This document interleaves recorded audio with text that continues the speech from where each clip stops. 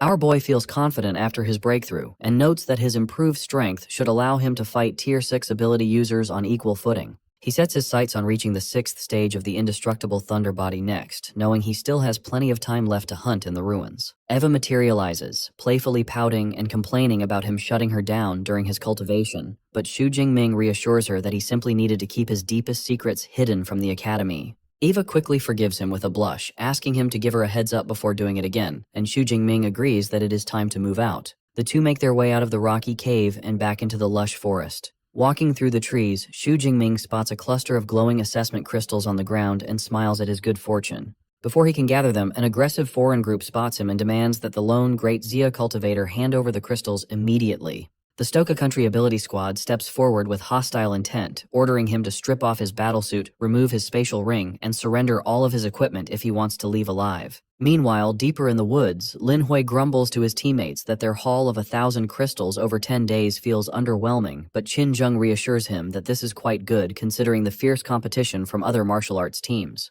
He explains that raw talent matters far more than crystal numbers when it comes to the Ancient Trial's final rewards, giving Lu Heng and Lin Hui high hopes for their own prizes. Suddenly, Qin Zheng halts the squad and warns them that Su Chen is nearby, trapped by multiple Tier 5 enemies. While Xiaolan is genuinely impressed that the young rogue hunter has survived 10 days completely on his own, Qin Zheng suggests they rush over to rescue him in hopes of finally convincing the talented youth to join the Thunder Martial Arts Hall. Meanwhile, Xu Jingming sizes up his attackers, noting that their group consists of only 2 mid-rank and 2 low-rank Tier 5 fighters, and mocks them for thinking such a weak mob could take his gear and crystals. The squad leader sneers and asks if all great Xia fighters are this arrogant before resolving to take his life as well. Xu Jingming retrieves his spear from his spatial ring, casually retorting that he is not arrogant, they are simply far too weak. In the blink of an eye, he vanishes in a sudden burst of lightning and reappears directly in front of the enemy leader. Before the man can even react, Xu Jingming strikes, sending the leader flying. Terrified by his monstrous speed and power, the remaining attackers panic and scream for a full retreat. However, Xu Jingming declares that it is far too late to run and lunges after them. Just 4 seconds later, all 4 enemies lie dead on the blood-stained grass as Xu Jingming remarks on how weak they were. Arriving at the scene,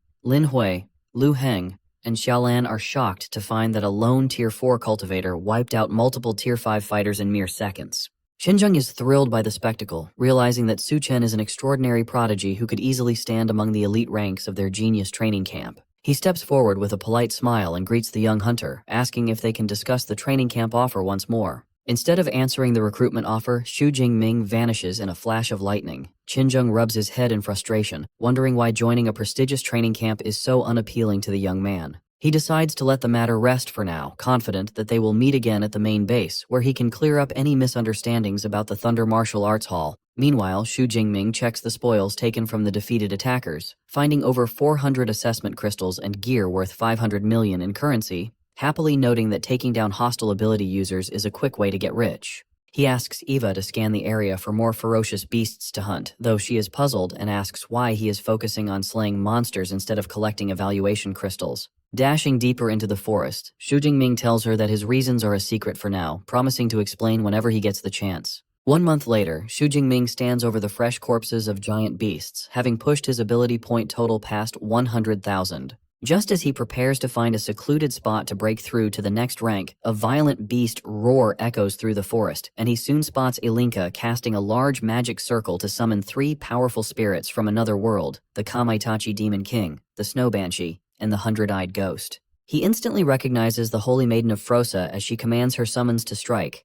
The 3 spirits launch a brutal, coordinated assault on a massive beast, tearing it apart with ease. Xu Jingming observes her S-rank summoning technique, noting that every single creature she calls forth is at Tier 5 or above. Still, he remains unfazed by her swarm tactics, as overwhelming numbers are useless against a lightning user. Watching Ilinka conclude her battle, William Mark praises her S-rank summoning power, noting that even as a low-rank Tier 5 cultivator, her creatures grant her the combat strength of a peak Tier 5 expert. A bald attendant behind him reminds Mark that his father worked hard to secure this opportunity, warning him that the William family will replace him if he fails to win her hand during this trip. Mark approaches Ilinka and asks if she has given any further thought to his political marriage proposal. He boasts that the William family is the premier power in the Laxi Empire, arguing that uniting their strengths will sweep aside all obstacles in their way. However, Ilinka brushes him off, coldly stating that they can discuss marriage matters after they exit the ruins, which only infuriates Mark. Changing the subject, he reports that he just sensed the nearby presence of the ferocious beast hunter and asks if they should track him down, whom Ilinka recognizes as the great Shia hunter roaming the forest.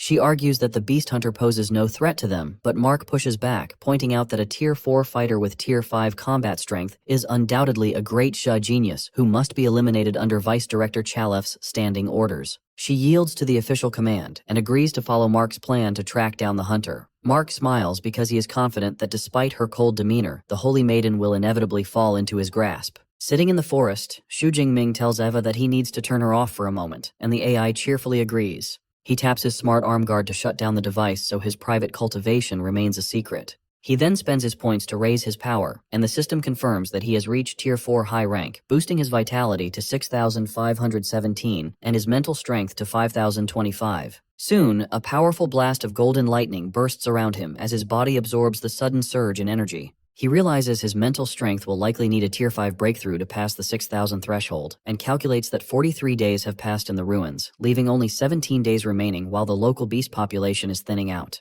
He decides to test his upgraded power against a mid-rank Tier 6 beast next. Suddenly, Eva alerts him that 5 ability users, including an S-rank fighter, are rushing straight toward him. William, Mark, and Ilinka lead their squad through the dense forest at full speed. Xu Jingming instantly spots the group and realizes that they are members of the Heavenly Limit Martial Arts Hall. Mark and his squad surround the clearing, with Mark mocking the rogue hunter for having terrible luck. Xu Jingming calmly asks why they are targeting him when he has done nothing against them. Mark explains that an independent prodigy with such dangerous talent cannot be allowed to roam free. He then activates his A-rank beast enhancement ability, transforming into a ferocious giant gray wolf. Just as he raises his heavy blade to strike, Ilinka stops him, explaining that their martial arts hall treats geniuses well and offering to spare his life if he agrees to join their squad. Mark leans over to Ilinka and reminds her that Vice Director Chalef ordered them only to kill, not to recruit anyone. Clenching her fists in anger, Ilinka steps back and tells Mark to handle the situation however he wants. Mark smiles and orders her and the bodyguards to secure the perimeter while he executes the target personally. Eva warns Xu Jingming that they face 4 Tier 6 fighters and 1 Tier 5 user, advising him to use the Beast Emperor Bone to teleport away. However, Xu Jingming dismisses the enemies as mere trash and declares that he will eliminate them all instead. The moment he activates his golden transformation, Ilinka recognizes it as the signature power of Great Xia's SS rank prodigy. She realizes this hunter is Xu Jingming himself and is shocked to see he has already reached Tier 4 high rank. Mark also discovers his true identity and rejoices, boasting that he will gladly take the Great Xia genius's corpse back with him. He unleashes his shattering Star Slash, but Xu Jingming simply smiles and prepares his lethal thunder-piercing Demon Slayer spear technique. The golden lightning beam cuts effortlessly through Mark's attack, filling the Beastman with panic. Before he can even blink, the lightning spear pierces straight through Mark's chest, killing him instantly. Ilinka and the surviving guards are shocked. They cannot believe that Mark, a Tier 6 expert and the strongest fighter in their squad, was slaughtered in a single second. With Mark defeated, the remaining mentors call on each other to attack together while Ilinka activates her summoning circle, calling forth the Snow Banshee, the Kamaitachi Demon King, and the Hundred-Eyed Ghost to overwhelm Xu Jingming. Xu Jingming casually dismisses her summons as mere parlor tricks and unleashes his Thunder Prison technique. In the next instant, a burst of golden lightning obliterates all 3 summoned creatures. Trapped inside the residual electric blast, Ilinka is terrified by the overwhelming power of his SS rank ability. However, she still hopes that the 3 Tier 6 mentors can defeat him if they work together seriously. Xu Jingming dashes straight toward the 3 fighters and effortlessly parries their synchronized strikes. This only terrifies the mentors as they realize how monstrous an SS rank prodigy is, declaring that they must eliminate him before he grows any stronger. Xu Jingming taunts them, asking if they truly believe their meager strength is enough to take his life. Eva realizes that Xu Jingming is casually using these Tier 6 experts as training dummies to adapt to his newly upgraded body, asking when he became this powerful. Xu Jingming finds her confusion amusing since he leveled up while she was shut off, casually replying that he has always been this strong. He increases his speed and strikes one of the fighters. Just 3 minutes later, all 3 Tier 6 mentors lie dead on the blood-stained grass, leaving Ilinka horrified. Xu Jingming turns to Ilinka and tells her that she is next, causing Ilinka to ready a defensive ring. She immediately crushes the item to release its magic, creating a dense blue energy barrier around herself. Xu Jingming asks Eva to scan the shield, and she reports that the energy comes from at least a Grade 8 protective talisman. Knowing that a Grade 8 barrier is tough to crack, Xu Jingming charges his fist with golden lightning and strikes the shield, but the blast fails to leave a mark. Ilinka tells him to stop wasting his energy, explaining that this grade 8 shield can last for 3 full hours and is completely unbreakable for him. She secretly regrets not fleeing earlier, but feels relieved that the talisman will keep her safe from harm. Trying to force him away, Ilinka warns him that over 10 Tier 6 fighters from her martial arts hall are meeting at this spot in less than 10 minutes. Xu Jingming knows she might be bluffing, but decides not to take any chances. He ponders whether he can bypass the outer shield to strike directly inside, and a clever solution quickly comes to mind.